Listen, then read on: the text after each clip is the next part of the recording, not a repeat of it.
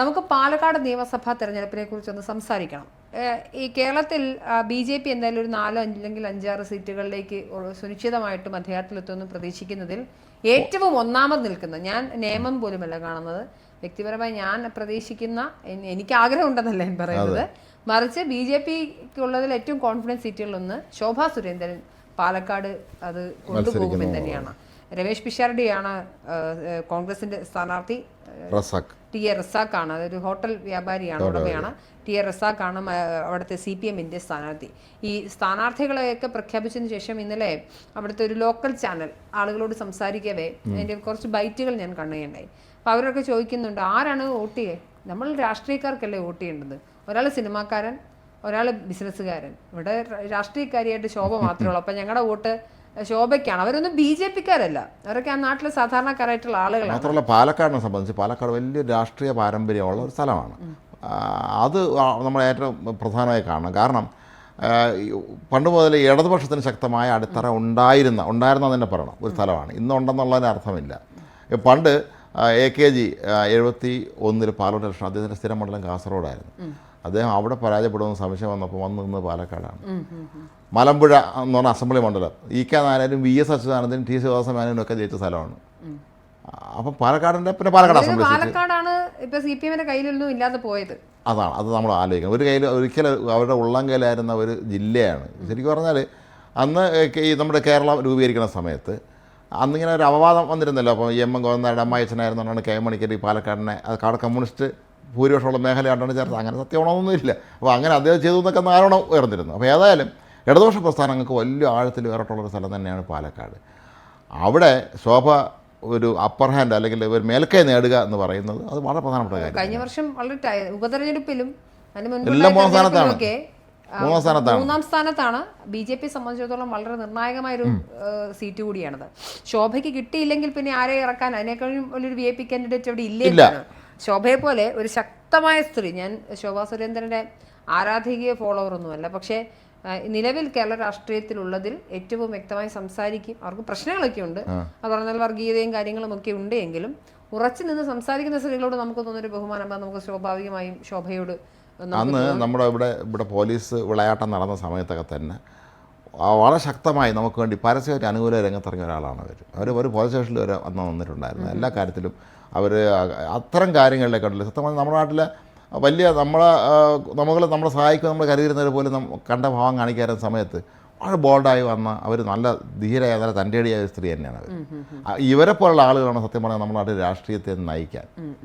പക്ഷേ ഈ സ്ത്രീകൾ നയിക്കുന്നതിനകത്തൊരു പ്രധാന പ്രശ്നം ഒരു കാര്യം പറയുമ്പോൾ, കോൺഗ്രസ് ഇവരെ ഇലക്ഷനൊക്കെ മുൻപ് പുതുയുഗ യാത്രയുടെ അവസാനം അല്ലെങ്കിൽ അതിൻ്റെ ആ ഒരു ഘട്ടം എത്തുന്ന സമയത്തുള്ള ഏറ്റവും പ്രധാനപ്പെട്ട പ്രഖ്യാപനം, ആകെയുള്ള 92 സീറ്റാണ് കോൺഗ്രസിന്. ആ 92 സീറ്റിൻ്റെ പകുതി സ്ത്രീകളും പിന്നെ യുവാക്കളുമായിരിക്കും എന്നുള്ളതാണ്. ഇലക്ഷൻ പ്രഖ്യാപിച്ച് ആദ്യത്തെ ലിസ്റ്റ് വന്നപ്പോൾ ഒരു 9 സ്ത്രീകളുണ്ട്. അപ്പം ഞാൻ വിചാരിച്ചു 55 സീറ്റല്ലേ പ്രഖ്യാപിച്ചുള്ളൂ, ഇനിയും ഉണ്ടല്ലോ സീറ്റുകൾ എന്ന് വിചാരിച്ചു.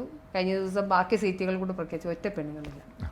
അല്ല, അത് എല്ലാ രാഷ്ട്രീയ കക്ഷികളും പ്രസംഗത്തിൽ ഞങ്ങൾ സ്ത്രീകളെ മുൻഗണന ഇതിലെന്താ ഞാൻ കമ്പയർ ചെയ്യാൻ കാരണം, ഒന്ന് BJP സംബന്ധിച്ചിടത്തോളം നമ്മൾ എന്തൊക്കെ പറഞ്ഞാലും BJP ഒരു B ടീം അവരങ്ങനെ കൊണ്ടുവരുന്നുണ്ട്.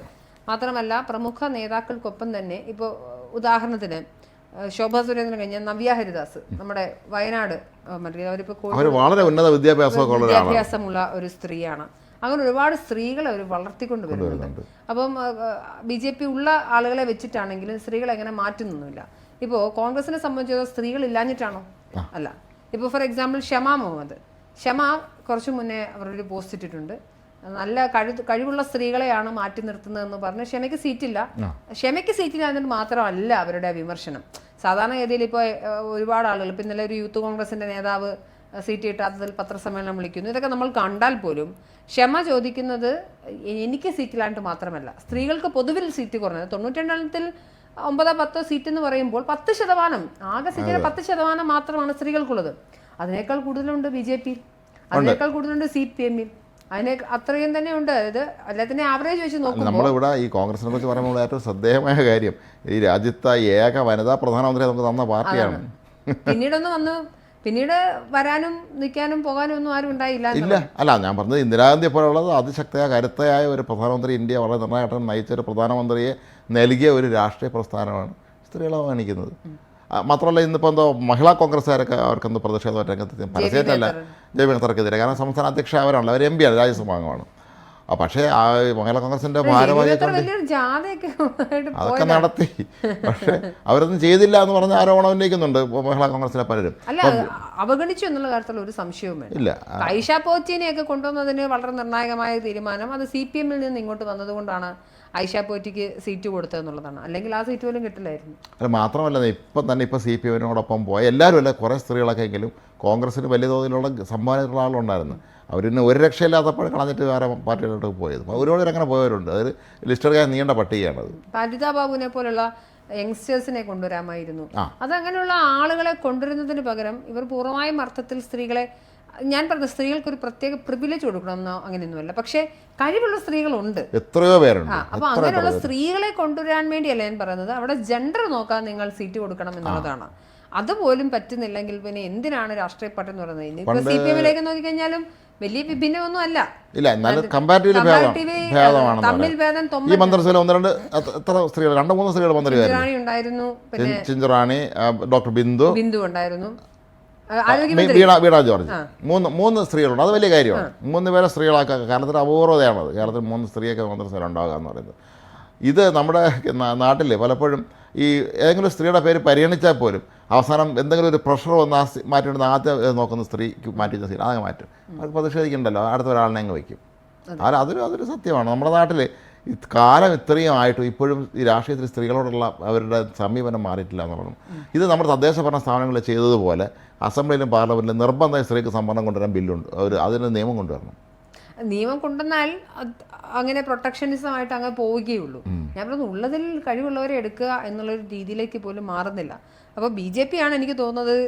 ഞാനൊരു BJP അനുഭാവിയല്ല, പക്ഷേ ഉള്ളതിൽ ഭേദം BJP എന്ന രീതിയിൽ നമുക്ക് പറയേണ്ടി വരും. നമുക്ക് തിരിച്ച് പാലക്കാടേക്ക് വന്നു കഴിഞ്ഞാൽ കോൺഗ്രസ് സത്യത്തിൽ ഇപ്രാവശ്യം എനിക്ക് പിഷാരടിയുടെ കാൻഡിഡേറ്റ് ആക്കിയതൊന്നും വ്യക്തിപരമായ ഒരു താല്പര്യം ഉണ്ടായില്ല. അവരെയൊന്നും ആയിരുന്നില്ല കൊണ്ടുവരേണ്ടത്. രാഹുൽ മാങ്കൂട്ടത്തിനെ പോലൊരു, ഞാൻ രാഹുലിന് ഒരുപാട് പരിമിതികളുണ്ടെങ്കിലും രാഹുൽ MLA രാഹുൽ വളരെ വ്യക്തമായി കൃത്യമായി അവിടുത്തെ പണികളൊക്കെ ചെയ്യുകയും കരുത്തുറ്റ രാഷ്ട്രീയക്കാരൻ.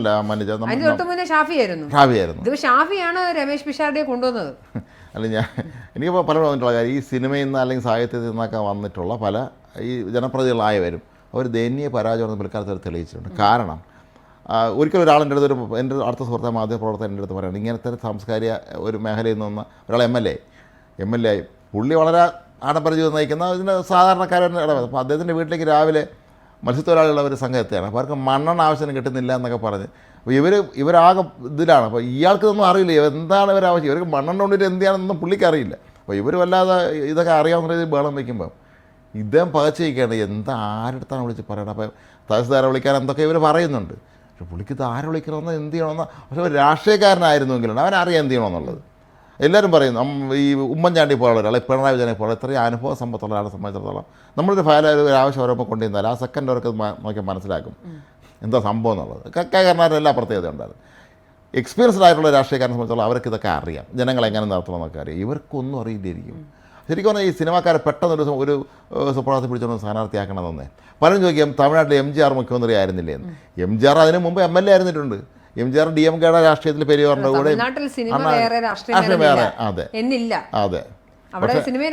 എല്ലാം ഒന്ന് തന്നെ. പക്ഷേ അവർ രാഷ്ട്രീയത്തിൽ പ്രവർത്തിച്ച് ഒരു ബേസ് ഇട്ടിട്ടാണ് മുഖ്യമന്ത്രി ആകാനൊക്കെ പിന്നീട് വന്നത്. ഇത് ഡയറക്റ്റായിട്ട് കയറി പെട്ടെന്ന് MLA MP ഒക്കെ ആകുമ്പോഴേ ഈ പലപ്പോഴും ആളുകൾ ഇവരെ സമീപിക്കാൻ, ഇവർ അപ്പോയിന്റ് ഉണ്ടോ ചോദിക്കാൻ ഒരാളുണ്ടെന്ന് കേട്ടിട്ടുണ്ട്.